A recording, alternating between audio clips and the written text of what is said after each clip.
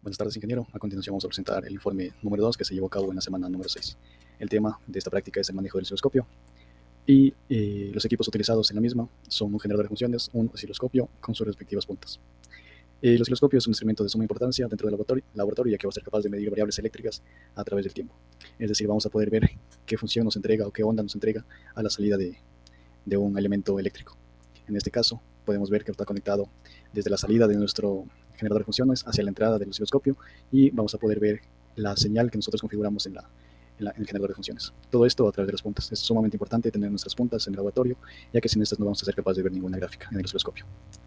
Bien, en esta práctica hicimos tres gráficas, una de señal senoidal, otra de señal de pico y otra de señal cuadrada. En esta primera podemos ver que seleccionamos nuestra gráfica senoidal, configuramos nuestra frecuencia y nuestra amplitud.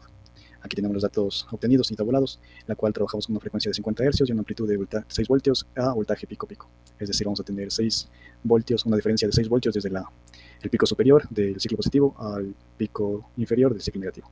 Aquí también podemos ver todos los valores obtenidos, el cual es un voltaje pico-pico, el periodo, voltaje eficaz, voltaje medio, mínimo, máximo, tiempo de subida y bajada y el ancho positivo y negativo de la gráfica. En este caso, el señal de sierra configuramos igualmente en nuestro generador de funciones y igualmente la frecuencia y amplitud. Aquí en nuestro osciloscopio podemos ver que la gráfica cambia a diferencia de la señal senoidal. Esta ya se maneja con un voltaje de sierra o pico de sierra y aquí tenemos los valores obtenidos. Trabajamos en esta gráfica con una frecuencia de 60 Hz y una amplitud de 8 voltios en configuración pico-pico. Y por último tenemos una señal cuadrada que igualmente configuramos en nuestra generador de funciones y aquí en el osciloscopio en la pantalla podemos ver cómo varía esta señal a lo largo del tiempo en una gráfica o señal cuadrada, podríamos decirlo. En esta gráfica utilizamos una frecuencia de 1000 Hz y una amplitud de 10 voltios pico-pico. Igualmente los valores obtenidos. Muchas gracias. Ya, en la pregunta 3 dice, de acuerdo con su opinión, ¿qué valores de acoplamiento y sondas se debe utilizar el osciloscopio en la mayoría de los casos?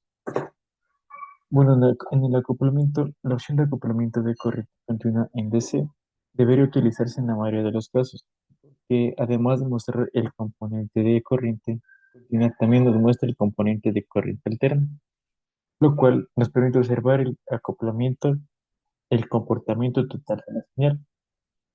En el de sonda, la opción de sonda al utilizarse es de 10x.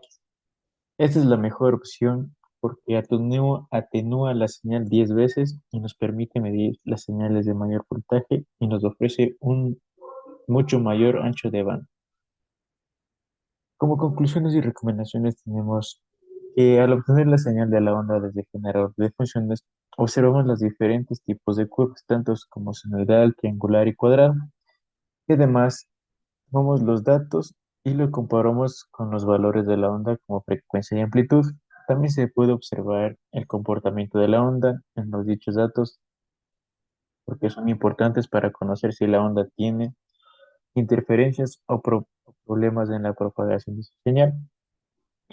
También el osciloscopio nos sirve para la comparación entre dos tipos de ondas simultáneamente, como por ejemplo los rectificadores, y también el osciloscopio nos sirve para medir las señales de entrada y compararlas con las señales de salida.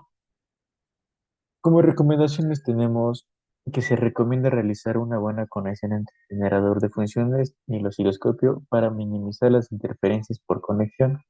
Además, ajustar correctamente la configuración de onda en el osciloscopio para observar con claridad el comportamiento de esta y obtener los datos confiables como resultado. También recomendamos tener cuidado con la pantalla LCD, ya que es la parte más frágil del instrumento, y así evitar también los golpes fuertes o los daños por movimientos bruscos. Aquí tenemos la hoja de datos en la que obtuvimos cada valor en cada diferente tipo de onda. Gracias.